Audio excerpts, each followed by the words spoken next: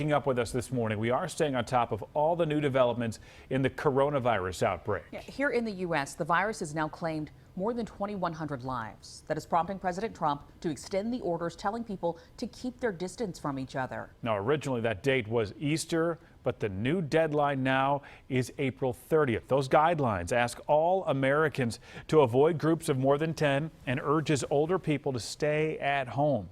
The president's order came just hours after the nation's top infectious disease expert, Dr. Anthony Fauci, said the U.S. could see as many as 1 million cases and potentially as many as 200,000 deaths. While President Trump agreed with the doctor's assessment, he had this to say about that startling number.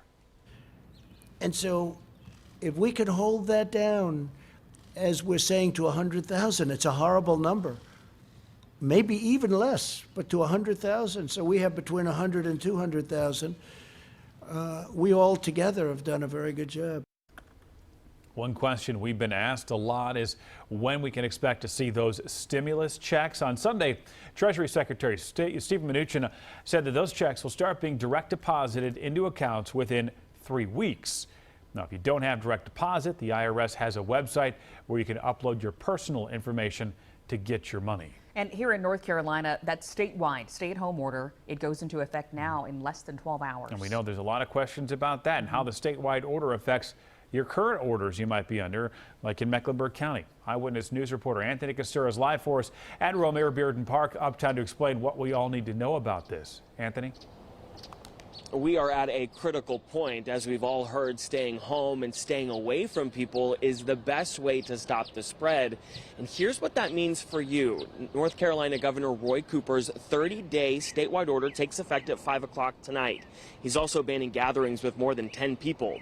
Here's a list of what the governor deemed as essential reasons to leave your home. Things like visiting your doctor, grocery shopping, outdoor activities, going to places of worship, volunteering, and for some, you can even leave for work only if your job is deemed essential. Mecklenburg, Cabarrus, and Gaston counties already have stay-at-home orders in effect. If there is a difference between county and state rules where you are expected to follow the stricter rules. If police say anyone repeatedly disobeying the order, officers can charge you with the misdemeanor. It's what we have to do to save lives. It has the force of law. These are tough directives, but I need you to take them seriously. Keep in mind, some businesses can continue with exceptions. For example, real estate transactions are against the order unless they are virtual or if the transaction started before the stay-at-home order. Again, local and state officials are encouraging people to get outside, get some exercise, but you need to maintain your distance. Ahead in 20 minutes, we're going to show you some disturbing video we got over the weekend and the stern warning from some of our local health officials. John? Some good information about those orders. We'll also have that posted on our WSOC app. Anthony, thank you. And Mecklenburg County's fight against the coronavirus now at a pivotal moment. Yesterday afternoon, the county confirmed its first death from the virus. Mecklenburg County's health director, Gibby Harris, says that patient who died was 60 years old and they had underlying health conditions. She did not say what those health conditions were or anything else about the victim, but she did say the person likely caught the virus through community spread. That is very important. And so far in North Carolina, 5 people have died from the virus. There are a total of 1,167 known infections statewide. In Mecklenburg County, at least 336 people are infected. That is more than a quarter of the cases in the state. And to help stop the spread of coronavirus, a High Point business is now shifting its focus to healthcare. And this is pretty cool stuff here. Holtz Environments helps businesses set up for trade shows. They usually deploy custom-built kiosks, but since a number of those trade shows are now canceled, the business is using its skills to create screening structures and pavilions for healthcare providers. The company's president says making that transition was actually relatively easy, and now he's busy getting the word out. We're reaching out to municipalities, we're reaching out to relief organizations to let them know, and they're responding back to us.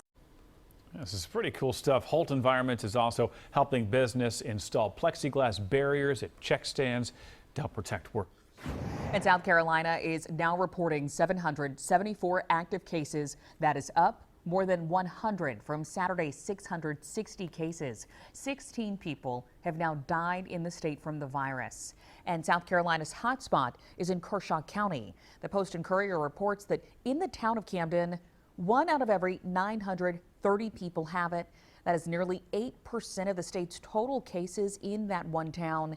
And it is that type of community spread that is prompting South Carolina Governor Henry McMaster to revise his state of emergency order. He's added penalties for people who refuse to follow the rules. Anyone who does not follow the social distancing and then refuses to leave after being told to do so by police, well, they now face a misdemeanor charge. Could lead to 30 days in jail and a $100 fine.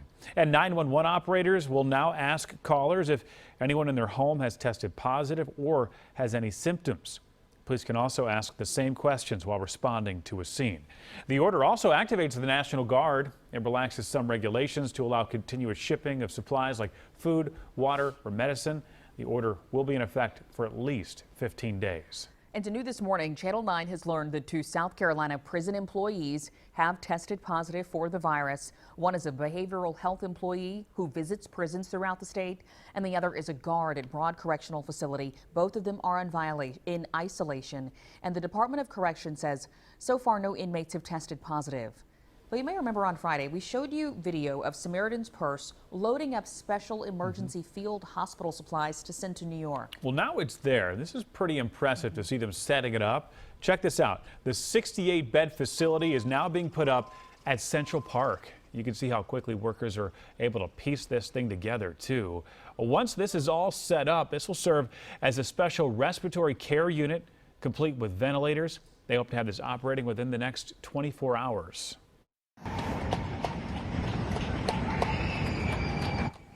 And that is the sound of New Yorkers coming together on their balconies. They're clapping for first responders, doctors, and nurses, all working to keep that city safe. Miss USA, Chesley Chris from Charlotte, moved to New York when she won the crown.